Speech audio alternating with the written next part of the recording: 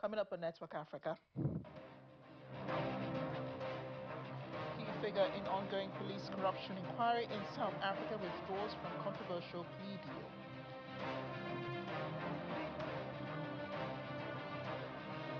Meanwhile, South Africa says it has repatriated 53,000 foreign nationals from the country, including over 1,000 Nigerians.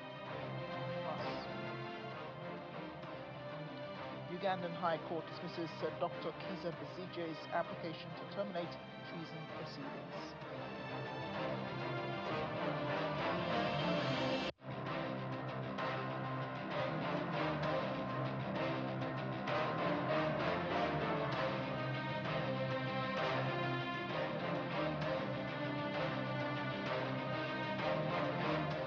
Thanks for joining us on the program. I'm Amarachi Mbani. A key figure in an ongoing police corruption inquiry in South Africa has withdrawn from a controversial plea deal. Visumsi Kat Matalala, a business tycoon, pulled out of the agreement after South African court recommended a higher jail sentence of 12 years instead of the agreed 8. Mtalala was accused of bribing top police officials to win a 360 million rand tender for his health company Medicare 24 in 2024. He pleaded guilty last month as part of a deal that could have seen Mtalala giving key evidence against senior officials. Though disappointed by Mtalala's U-turn, the state still believes it has a strong and winnable case. Kaiser Kayongo, a spokesperson for the national prosecutor, spoke to journalists earlier today. Prosecutors had initially offered Mtalala a reduced 8-year prison term instead of the prescribed 15. The Zimbabwean-born and British national Ndonana Schumer has made his first court appearance at the Johannesburg Magistrate Court today. Schumer was arrested on Friday by SA Police and Interpol in connection with the murder of his wife and 2 children. For now, the triple murder accused faces charges: possession of unlicensed firearm, which he was found with on Friday. His case has been postponed to the 22nd of July, but he's expected to appear later today for the extradition charges. Justice Minister Mameloko Kubai says the accused was not flagged as a fugitive when he entered South Africa. Of Mr. Mkanyisi Ndodana Chuma, a fugitive wanted for murder of his wife and 2 children in the UK. He arrived according to our movement control systems at OR Tambo International Airport on the 5th of July 2026 from Britain.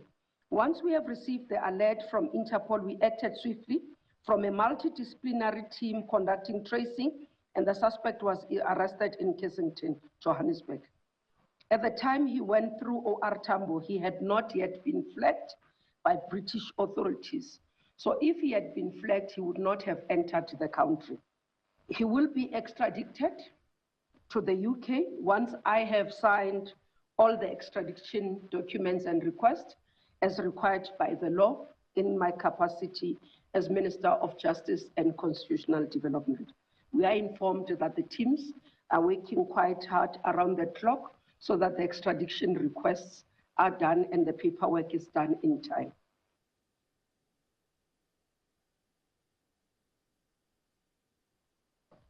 More than 53,000 foreign nationals have been repatriated from South Africa, including over 1,000 Nigerians. Addressing concerns about the killing of Nigerians in the country, Acting Police Minister Feroz Kachalia said criminality and migration must not be grouped together. Kachalia was responding to a journalist who raised the issue. The minister was speaking alongside Justice Minister Mameloko Kubai during a media briefing in Pretoria, where the two gave an update on the repatriation process. The problem of criminality, we don't look at the nationality of the victim. You referred to 4 cases. I encourage you to give me that information and I will follow it up.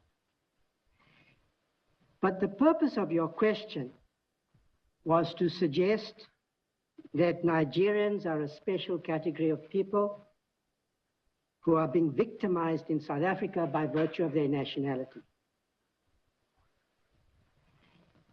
failing to distinguish between issues of illegal immigration and issues of criminality. Am I correct? These are cases that you mentioned in which you are saying Nigerians were the victims of crime. Well, you'll have your opportunity again. That I understood your question. I don't think I was mistaken. Your question was, there are 4 cases in which Nigerians, you have that information, you're saying we haven't acted, and these are 4 cases in which Nigerians, because they are Nigerians, have been the victims of criminality.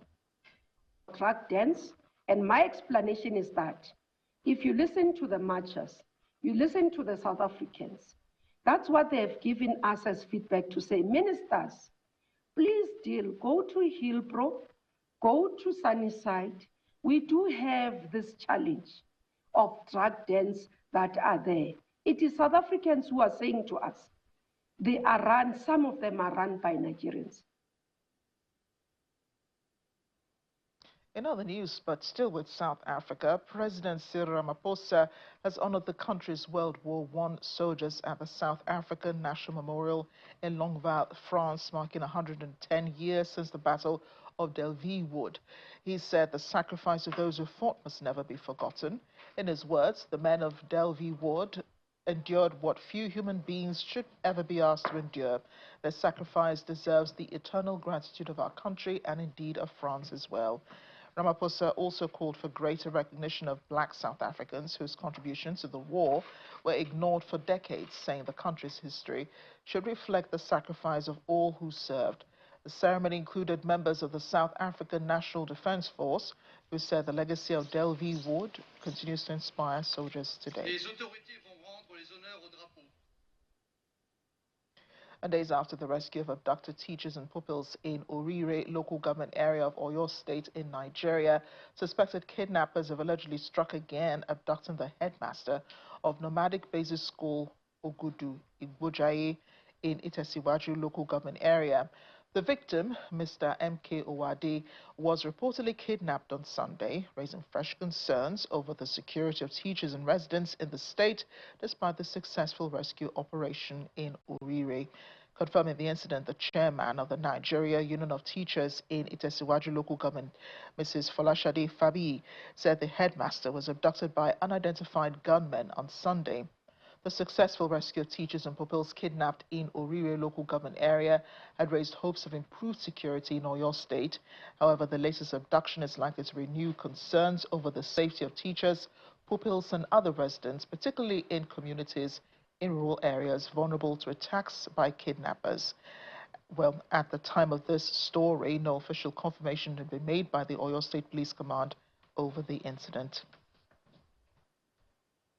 But speaking of the recently rescued students and teachers of Orire local government area in Oyo State, parents of the children were relieved to have them back home.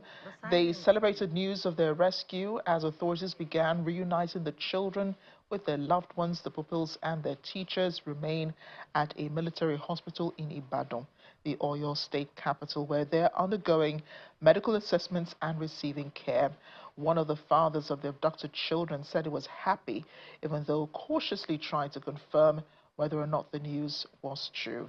And now that it has been confirmed, he says he has peace of mind as the news is true.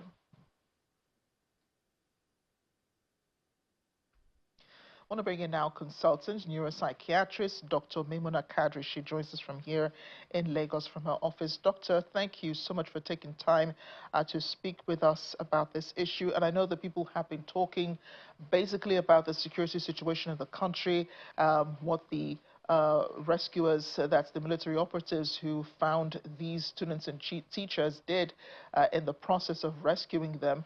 But let's talk about their mental health. And I think that not enough has been said about this. What do you think is the state of their mental health after their rescue, even though they have been reunited with their families? Thank you very much, Amarachi. First, as a Nigerian and as a psychiatrist, I celebrate the safe return of the principal, the teachers, and of course the children, everyone rescued life, every rescued life is a victory. Yes, I understand that. But the truth is that as a mental health professional, I see nervous systems that have survived prolonged fear. Their bodies may be free, but their minds are still trying to understand that danger they had passed through. This is because freedom is the end of captivity, but it's not always the end of trauma. So what are they going through right now? A lot. It's individualized, it's not a collective. Trauma doesn't end with captivity, like I said earlier on, because the biggest myth we have in our society is that rescue equals recovery. It doesn't. Many survivors will experience nightmares, flashbacks, fear, guilt. Maybe I shouldn't have gone to school that day. Maybe I shouldn't have gone to teach that day. Anxiety, emotional numbness, irritability, difficulty even trusting themselves and other people, poor concentration and attention. And of course, all these are not signs of weakness. We need to understand that these are normal responses to abnormal experience that they have gone through. And why am I saying it? Because the body remembers what the mind is trying to forget.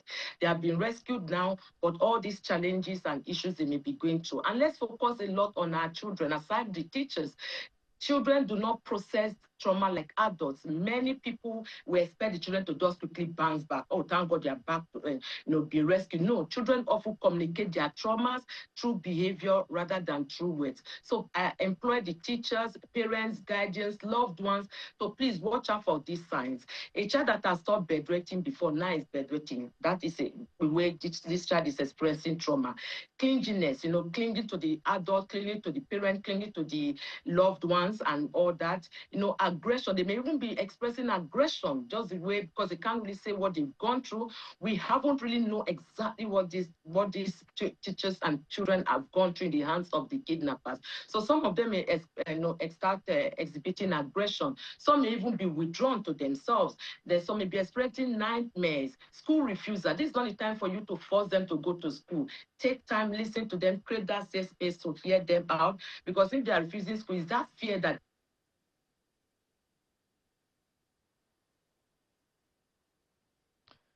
fear of separation. So these are the things that the children may be experiencing. So they shouldn't be punished or shout at them. They should just create that safe environment for them to understand what they are going through because behavior is often the language of emotional pain. Yes, and I wanted us to also talk about, the teachers themselves. I think before, we came on the show, I'd actually Yeah, mentioned, their own mental state and how they can also be, whether life is exactly. ever normal for them again. Do you think that they ever recover? Do you think that this is something they can ever recover from? And how long do you think the recovery process will take? Truth is that a lot can go on with it. A lot can go on with teachers. This is not the time for us as communities to say, oh, be strong, forget it, move on. Some may never go back to teaching again because of that fear. So rather than we saying, oh, we are glad you are home, take your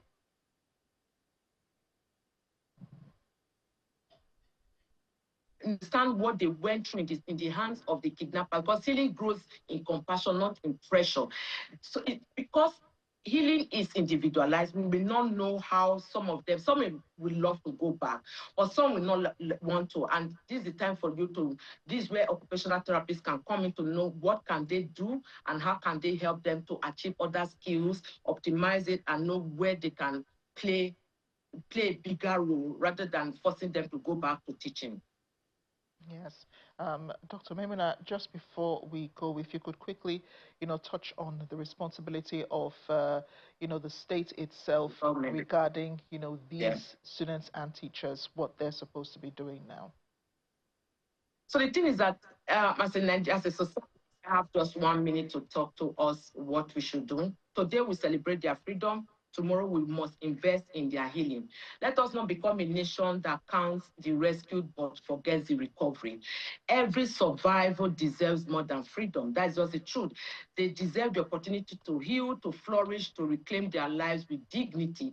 We should set up mental health, psychological and mental health first aid. As the ambulance is landing, mental health should be part of what they should receive. Yes, it's good that they are back home, but psychological and mental health first aid should be one thing they should go through therapy collectively and individually for them to get reintegrated back into the society. The government and the community and all of us, all hands have to be on deck in ensuring that is done for them. Dr. Maimuna Kadri, thank you so much for speaking with us on the program. I'm sure the government is listening, and we all have a responsibility to helping these ones reintegrate and recover at the end of their traumatic experience. Thank you very much. The High Court in Uganda has dismissed an application by Dr. Kiza Besije and Haji Obeid Lutale seeking to terminate treason proceedings, clearing the way for their trial to begin on July 13, that is today. A court ruled the application lacked merit and was intended to delay the criminal case. The High Court Criminal Division has dismissed an application by Dr. Besije and Mr. Lutale seeking to halt the proceedings against them, paving for the trial to continue. In a ruling delivered electronically through the Electronic Court Case Management Information System, Justice Emmanuel Baguma described the application as incompetent and an abuse of court process intended to delay the hearing of the main criminal case. The ruling means Besije Lutale and the UPDF captain Dennis Ula will now proceed to trial on charges of treason. Meanwhile, the court in Sudan's armed-controlled city of Port Sudan has sentenced paramilitary leader Mohammed Hamdan Daglo and 15 others to death in absentia over charges of killing a regional governor and war crimes in Darfur. The ruling issued by judiciary functioning under the army is the first against the leadership of the Rapid Support Forces since war broke out between the paramilitary group and the Sudanese army in April of 2023. The court convicted Daglo and the other defendants of war crimes, crimes against humanity, genocide and attacks on civilians and public facilities. Those sentenced include Daglo's brother and deputy, Abdurrahman Hamdan Daglo, as well as several RSF officers and tribal leaders from Arab communities in West Darfur. The case centers on the killing of West Darfur Governor Hamis Abakar in June 2023. Shortly after RSF forces seized El Janina, the state capital. Abakar was killed hours after accusing the RSF and allied militia of carrying out attacks against civilians. UN experts determined that between 10,000 and 15,000 people, mostly from the Masalit ethnic group, were killed in El Janina during the violence. Well, back home in Nigeria, the Minister of State for Foreign Affairs, Ambassador Shola Enikolai, has received the United States Assistant Secretary of State for African Affairs, His Excellency Frank Garcia, at the Ministry of Foreign Affairs, Abuja, where both sides reaffirmed their commitment to strengthening the long-standing strategic partnership between Nigeria and the United States. Welcoming the United States delegation, Ambassador Enikolai underscored the importance Nigeria attaches to its bilateral relations with the United States. He expressed confidence that the visit will deepen cooperation across key sectors and provide further impetus to the growing partnership between both countries. The Minister of State reaffirmed Nigeria's commitment to strengthen collaboration in the area of trade and investment, maritime security, counterterrorism, intelligence sharing, and regional peace and security. He highlighted the significant progress recorded through the Nigeria-United States Joint Working Group and noted ongoing preparations for the next bilateral engagement scheduled for Washington, D.C. in August of this year. He further emphasized that Nigeria remains committed to constructive dialogue on matters of mutual concern, including migration and consular issues, and reaffirmed Nigeria's position that while security challenges exist, they should not be misconstrued as a policy of religious persecution or genocide. Meanwhile, Chairman, Nigerians in Diaspora Commission, Abike Dabiri Erewa, says culture is the bedrock upon which nations are built. She made this case on the strength of Australia's example, commended the country for 5 decades of honoring its indigenous peoples through Niobic Week. Speaking as a special guest of honor at a reception hosted by the Australian High Commission in Abuja to mark the 50th anniversary of the celebration, Abike Dabiri said she was honored to stand alongside Australia in recognizing the history, culture, and achievements of Aboriginal and Torres Strait Islander peoples. In her words, as chairman of NIDCOM, I come not just as a representative of the Nigerian government, but as a sister from another part of the world that also understands the power of resilience, culture, and community. An exhibition on display at the event struck a personal chord Mrs. Dabiri Erewa noted that many of the photographs reminded her of her own heritage, reflecting experiences shared by indigenous communities the world over. We're still in Nigeria, but turning our attention to Waste to Energy initiative. As part of efforts to reduce the volume of waste that end up in the landfill site, the Lagos State government and its partners has provided a biogas plant in Ikosi Fruit Market area of the state to convert organic waste into clean energy and fertilizer. Our correspondent, Titilayo Aberewo, has more. A biodigester plant situated in K2 Ikosi area of Lagos State, launched in February this year through a public-private partnership, is already serving its purpose for conversion of generated organic waste into energy. An official of the Lagos State Waste Management Authority collects fruit waste from the markets, brings it into the biodigester facility where pineapple and watermelon is being processed to supply electricity and cooking gas for traders within the markets. The first step is the cutting of the fruit waste, which goes into the grinding machine for shredding, and the weight of the liquid content is checked before going into the mixing tank. The biogas plant manager explained the process of the fruit waste energy.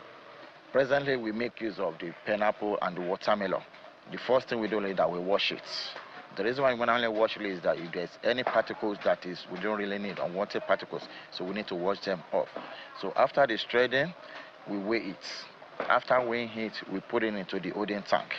There is a process we call anaerobic digestion. Once it goes through that process, that is when it's going to come out in a maintained form. The initiative under the Climate Action Program translates into practical developments that benefit community and tackle effects of climate change in Lagos State. It's a multifaceted program. It tackles the effect of climate change, where before now you have all the fruits being generated there, the waste being generated there, being dumped at the dump site. Now with this program, the waste is being turned into something beneficial to the market people here. It's more of what you call a circular economy. Next is the digester chamber, where the breakdown of the organic waste produces biogas and biofertilizer. The substrate comes into the digester, and immediately it enters the digester, anaerobic digestion starts. So immediately we start loading, gas is being produced instantly. This is how the system looks like. You can see this pump here. There are pumps at every digester to mix the substrate in the digester to ensure even distribution of heat and microorganisms. Managers of the biogas plant says 29 solar electrification panel has been installed within the markets to make movement a lot easier at night. This is done by the help of the biogas generator, which lights up the market through the solar panel system that has been installed. Some of those taking advantage of the clean energy, including this food vendor, fruit sellers, as well as this man involved in phone charging business. They are all grateful to government for the initiative. Since we started taking advantage of the free gas, we now spend less amount of money in refilling our cylinder, and it's very good. It makes our work fast. Initially, I spent between 15 to 20,000 naira daily to buy fuel for my generator. But since the launch of the biogas plant, I have no reason to purchase fuel anymore. People are really benefiting from this because it's a very thoughtful idea. It's helping, and it's even helping with the economic of the market. The Ikosi biodigester plant represents a bold step in reimagining waste, not as a burden, but as a valuable resource that can drive sustainability, resilience, and inclusive growth in Lagos State. Titilayo Aberewo, Channels Television News. Really interesting reports.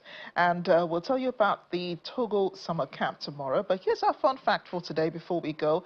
Did you know that Uganda is a landlocked East African country renowned for its lush landscape? It was nicknamed the Pearl of Africa by Winston Churchill. It's famous for sheltering half of the world's endangered mountain gorillas, hosting the source of the Nile River, and featuring snow-capped glaciers just kilometers from the equator. And now we all know. Thanks for watching Network Africa. I'm Amarachi Ubani.